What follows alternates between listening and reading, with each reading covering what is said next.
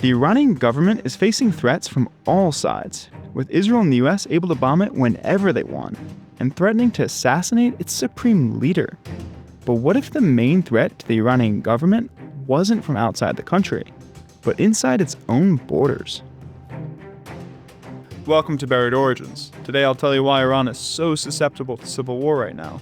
So let's get into it. Okay, in short, it's this map right here. That's the ethnic composition of Iran. The country is incredibly diverse. While it's often described as the successor of the Persian Empire, ethnic Persians only make up roughly 61% of the country. The rest is made up of roughly 20% Azerbaijanis, 7% Kurds, 6% Lurs, 2% Arabs, 2% Baloch, and several other groups. Now that's very bad news for the Iranian government right now, because as I'll explain in this video, it predisposes the country to civil war and independence attempts.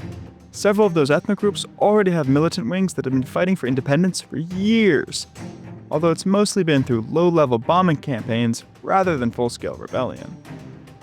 Okay, right away, let me clarify something. I'm not drawing the line between ethnic diversity and violence. I'm drawing on a larger body of academic research from civil conflict studies and the frameworks of grievance and insurgency. I'll link the major academic works in the description if you want some reading material, but essentially a key takeaway from this research is that when we compare ethnically diverse dictatorships to ethnically diverse democracies, the dictatorships tend to experience civil conflict with greater frequency. Essentially, when entire parts of a population are excluded from participation in government, they often get upset and can turn to violence to voice that discontent. Seems obvious, right? Now, despite that, many dictatorships remain stable while ruling over diverse populations when their rule is ironclad and the government is seen as strong. However, when the state is seen as weak, and there's also exclusion of an entire group from political participation, for instance, a particular ethnic group, then there is a very strong trend of violence, with a lot of examples in the neighborhood, like Iraq under Saddam Hussein, Syria under the Assads, Afghanistan several times, Pakistan during many of its dictatorships, and Turkey during some of its autocratic phases. Also, I just listed 4 of the 7 countries that border Iran, and the other 3 are not ethnically diverse, which is a pretty stark trend made all the more dramatic by the fact that the Iranian government, which has traditionally been very autocratic and repressive, is currently the weakest it's been in decades. It embarrassingly just had a large part of its senior military command assassinated by a country a tenth its size. Okay, one more trend from the research to mention. Ethnic groups that are split along borders are far more likely to experience violence than those that are not. Of the major ethnic minority groups in Iran, the Azerbaijanis, Kurds, Turkmen, Baloch, Lurs, and Arabs, guess how many are split along a border? All of them, except for the Lurs. There are more Azerbaijanis in Iran than Azerbaijan itself. And the Kurds, the world's largest ethnic group without a country, have a long track record of fighting for independence in other countries like Iraq, Turkey, and Syria. The Turkmen are of course split along Iran's border with Turkmenistan, the Baloch with Balochistan and Pakistan, and the Arabs mostly along the border with Iraq. So we have major ethnic minority groups excluded from an autocratic government whose image just took a massive hit and who mostly reside just across the border from countries where their ethnicity is the dominant political power. It's a recipe for civil war and independence attempts. Despite all of that, a few key things are still in favor of the Iranian government. It still has a strong security state, as the Israeli bombing campaign targeted assets like ballistic missiles and nuclear sites, not police stations.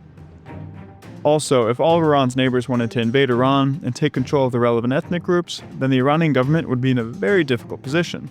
But Iran actually has pretty good relations with most of its relevant neighbors, except for Azerbaijan, which is much weaker than Iran militarily. And it doesn't appear that any of these ethnic groups are seizing the opportunity to secede or overthrow the government just yet. Maybe they're considering how it worked out in other cases. As in the examples I listed earlier of ethnic groups rising up to resist central governments, it pretty much just resulted in incredibly bloody and long civil wars in almost all cases.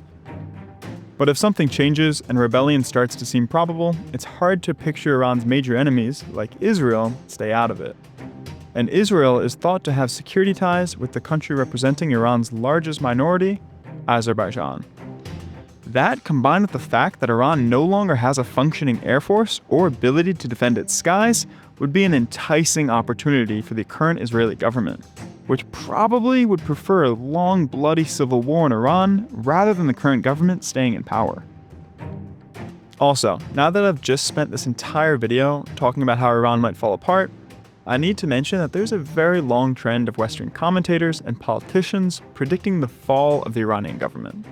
In fact, a big reason why the Bush administration didn't invade Iran when the US military surrounded the country after toppling the governments in Iraq and Afghanistan was that a lot of his advisors thought the Iranian government would collapse on its own.